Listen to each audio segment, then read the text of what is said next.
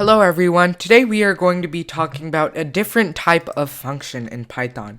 And this is a really useful type of function to know.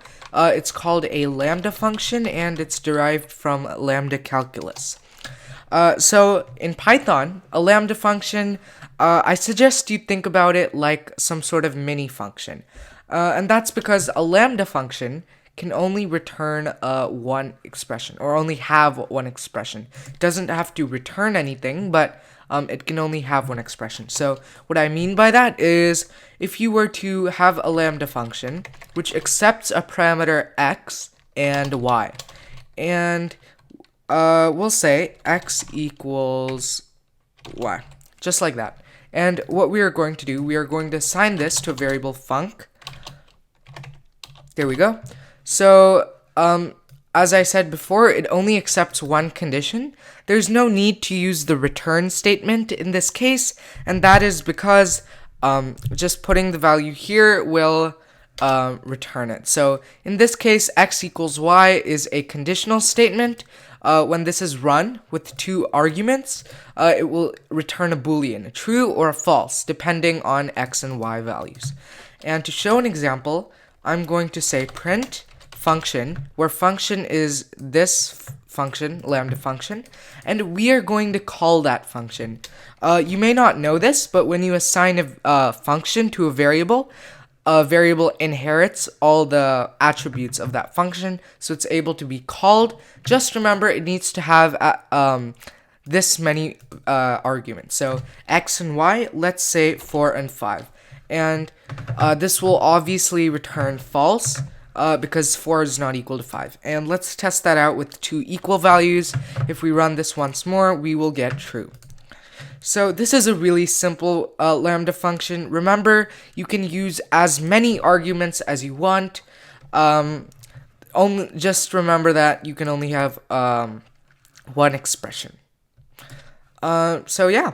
You can also have higher order functions which accept lambda functions as parameters.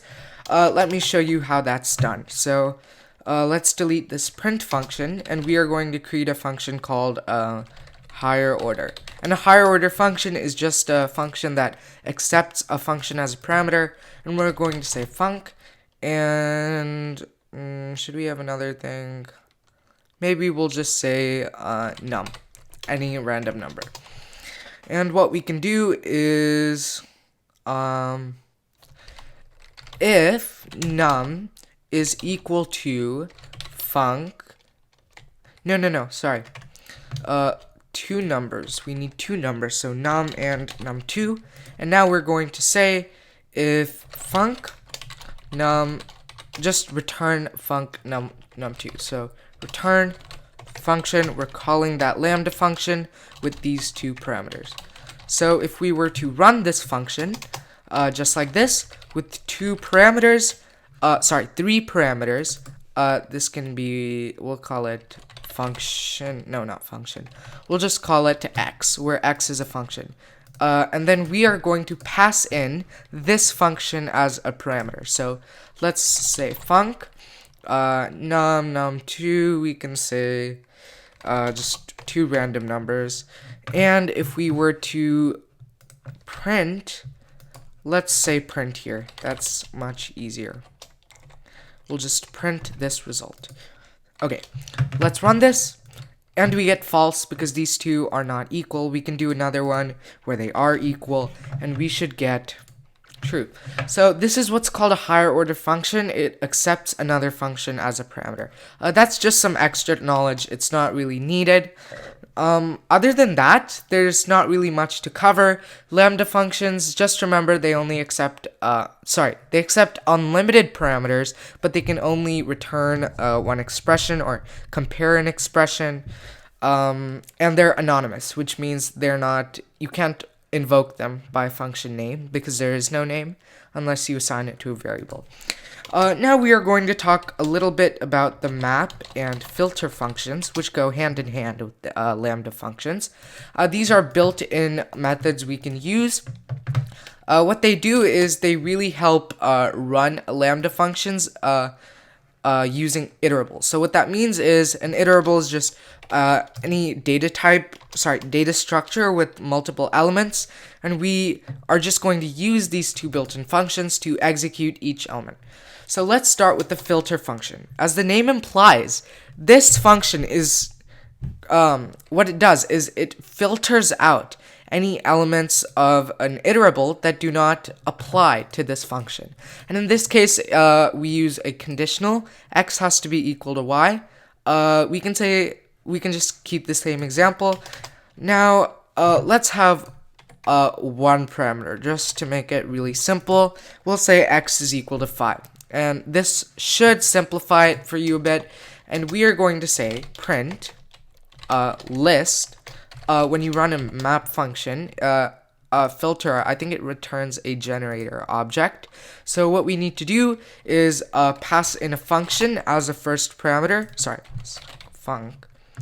And remember, this is what's called a higher order function, and an iterable. And we will use a list of just random numbers.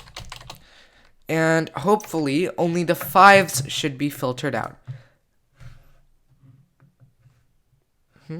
Oh, oops. List and filter. Okay. There we go. Let's run this one more time. Oh, another error. Oops. I forgot I put one extra pair of parentheses. There we go, and finally it works. I didn't really make a mistake. It's just that, actually I did make a mistake. It's just that my parentheses got mixed up. So if you don't include this list function, you'll get an object of some other data type. You'll get a filter object, sorry, not a generator object. But so you have to change it into some sort of iterable. So in this case, I showed you what it does. It filters out all elements that do not satisfy this condition. Now we are going to talk about the map function. And this will be our last topic of today. So, yeah.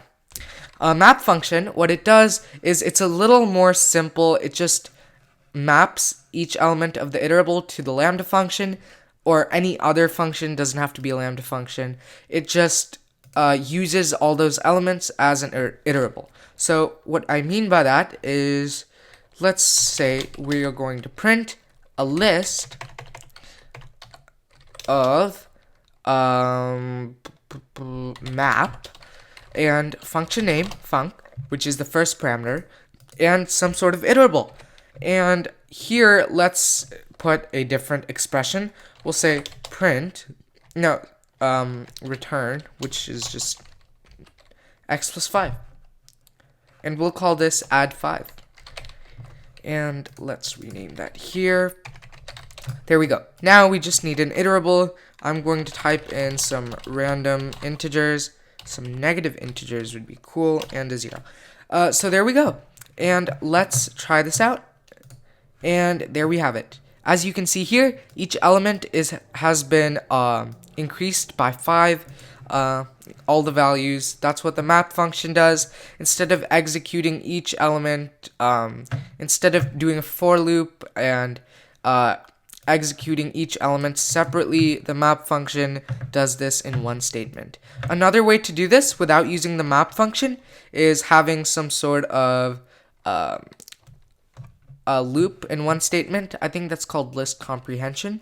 We'll say print the result of, we'll say I, for I, oh, we have to make that a list, my bad.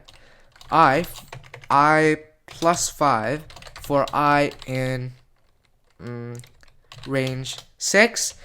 This is called list comprehension, just runs for each element. You can do it in one line. It's a mini for loop, basically. And yeah, that's it. That's all we have for Lambda functions. I hope I didn't digress too much from our topic, but that's it. So see you next time, guys.